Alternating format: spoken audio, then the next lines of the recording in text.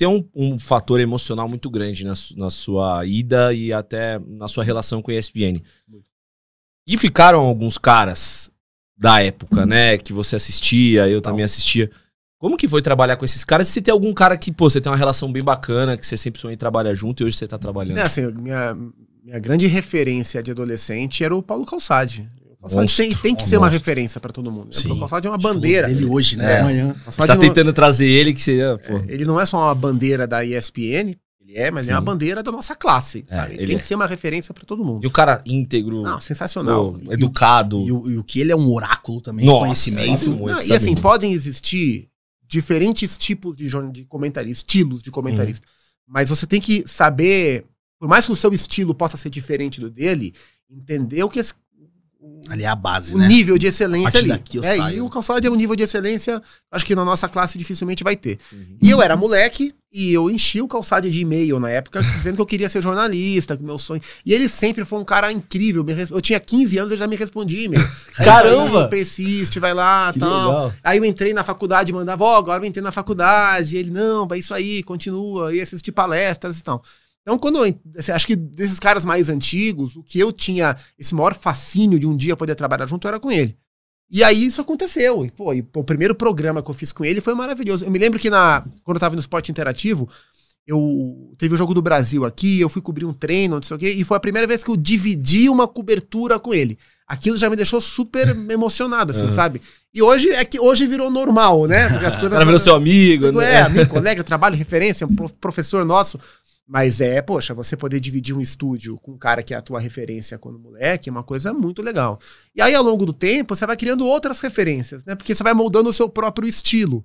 E você vai tendo referências diferentes. Eu acho isso muito legal. Você vai acumulando referências, né? Sem ficar só apegado à mesma referência que você tinha desde sempre. Acho que pro Zupac deve ser mais ou menos aquele negócio do jogador da base que joga no videogame. Exatamente. E aí vai trabalhar com o cara depois, a emoção deve ser parecida, né? Mas é exatamente isso, porque quando você é moleque é algo muito distante. Você vai se moldando, observando esses caras, né?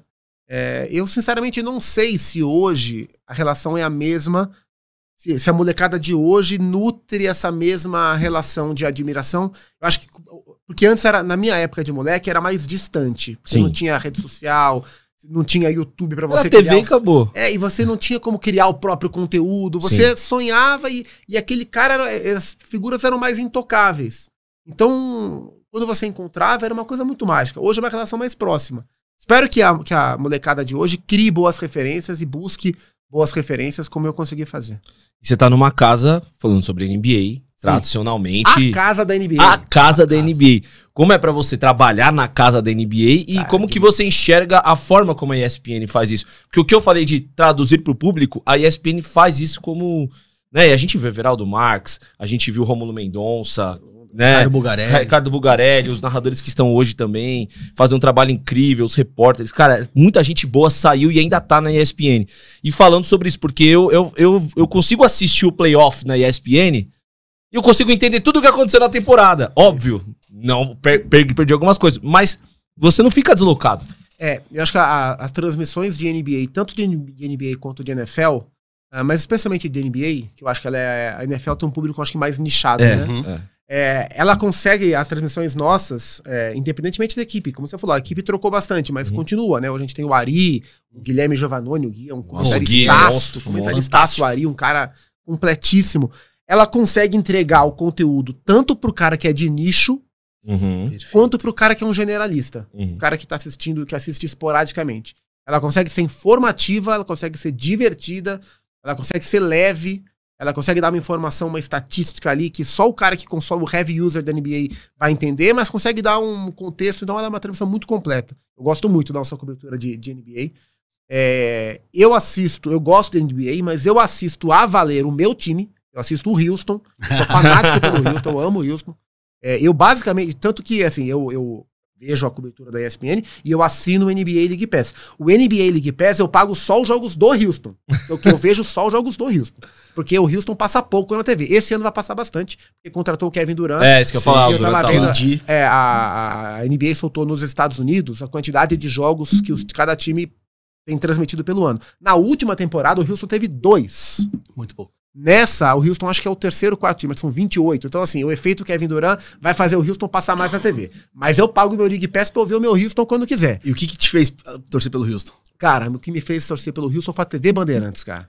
Naquela época áurea da que passava NBA ali e não passava muito, mas era o que passava. Só de sábado. Né? Era o que passava, tinha um programinha que era NBA Action. Sim. E um outro jogo ali. E eu tinha lá meus 10 anos, era a época do Michael Jordan, a sequência de títulos do Jordan. E o Jordan deu uma parada, foi jogar beisebol, né? Isso. E quando o Jordan parou, o Houston ganhou 2 anos seguidos. Então ali eu vi um belo... Comecei a ver nos programinhas ali, eu tinha 10 anos, falei, porra, tem um outro time que ganha que não é o Chicago. Vou torcer pra esses caras. Caramba. Abracei. E aí, com o passar do tempo, foi aumentando o tipo de cobertura, né? Então, aí eu comecei a ver no jornal, vi o resultado da NBA, ligava pro meu pai e falava. Aí depois chegou a internet, eu comecei a ver site. Depois eu comecei a jogar NBA Live, comecei a conhecer mais jogadores. E aí depois você passa a ver todos os jogos. Então, o crescimento da cobertura me possibilitou acompanhar mais o Houston. E eu sou completamente apaixonado, assim. Meu chaveiro do Houston, meu filho legal. O que eu não Não, tem a bio dele no Instagram. Fã do Houston Rockets. O que eu não me sinto confortável pra, de maneira pública, viver o meu lado torcedor no futebol, sim, porque eu acho que não é o que eu devo fazer, eu canalizei no Houston e de fato é uma paixão. Já fui pra lá, assisti jogo, enfim, eu sou Houston, eu tenho mais produto do Houston do que do meu time de futebol na minha casa. Eu realmente virei um maluco pelo Houston. Top 5 de jogadores, pode ser da NBA, não só do Houston, pra você. Não, Michael Jordan, LeBron James, esse dois. Pausa, desculpa. Jordan ou James? Não, Cabe Jordan. essa discussão?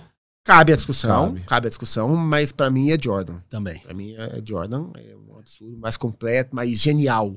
O LeBron James é um atleta, um atleta que preenche mais requisitos. Seria Cristiano Ronaldo e Messi, talvez? Talvez. Essa comparaçãozinha? Não acho, porque mas eu acho o o LeBron Jordan mais... jogou pouco tempo, mano. mas o LeBron eu acho mais genial do que... No Ronaldo e Messi, eu acho que não há discussão sobre a genialidade. Tá. No Jordan e LeBron, eu acho o Jordan mais genial, mas o LeBron é altamente genial. Eu acho um pouco diferente nesse sentido. Mas e o Jordan é o Pelé, na verdade, né? Isso que eu falo, o Jordan é um Pelé, porque jogou pouco, aposentou também. Mas eu entendi o paralelo. Mas eu acho o LeBron, ele preenche mais pré-requisitos, ele tica mais casinhas, mas o nível de genialidade que o Jordan atingiu sem preencher tantos pré-requisitos como o LeBron é algo que nunca vai acontecer. Jordan, LeBron, Kobe. Eu vou falar dos que eu vi, tá? Porque senão vai pra Larry Bird, aí é difícil, né? Magic Johnson. Craque. Eu não queria colocar o Curry. Posso? Eu dei trauma. Mas o Curry é genial, cara. Genial. Não, sim. Mas assim, eu acho o Kevin Durant um dos atletas mais subestimados do basquete americano. Que é o rival da NBA, né? Exato. E craque, gênio, absurdo. Não, você pega os números dele e você fala, cara, como que esse cara não é considerado top 5, top 10? Eu não entendo isso. Das Olimpíadas agora, não, tem o documentário da Netflix, o que eu não assisto disso, eu gosto de ver histórias, né? Tem o documentário da Netflix sobre não só sobre ele, sobre a campanha dos Estados Unidos das Olimpíadas. Sim. Que é muito bom. Do qual time? De 2008? Não, agora. De agora. De Paris. É verdade. Me falaram que é muito bom. Muito. Que o Curry muda tudo, né? Sim. E tem um outro documentário da Amazon Prime que fala sobre o Curry. O Curry era um cara negado, ninguém queria ele, e ele foi pra uma faculdade, era NCAA, mas era uma faculdade de comunicação e artes, que ficava sempre em último. E o cara pinçou ele lá e eles só não foram campeões, mas chegaram nas finais. E aí... Curry virou o que virou. Mas sobre o Kevin Durant, eu não entendo porque que os caras não colocam ele nesse patamar. É porque ele...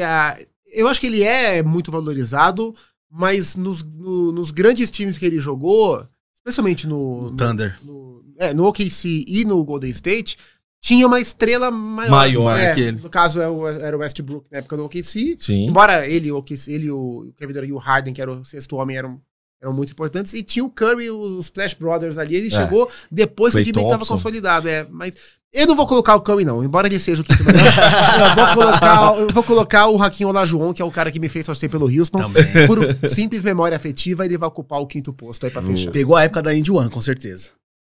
Da Indy One, que era o Globetrotters, sim. Que fazia aqueles DVDs, pô, era genial que os caras faziam. Porque era uma época mais lúdica, né? Era a época mais lúdica. Eu não cheguei aí, mas eu lembro que tinha show dos Harlem Globetrotters no ginásio de Ibirapuera. Eles faziam o mundo todo, fazia muito dinheiro.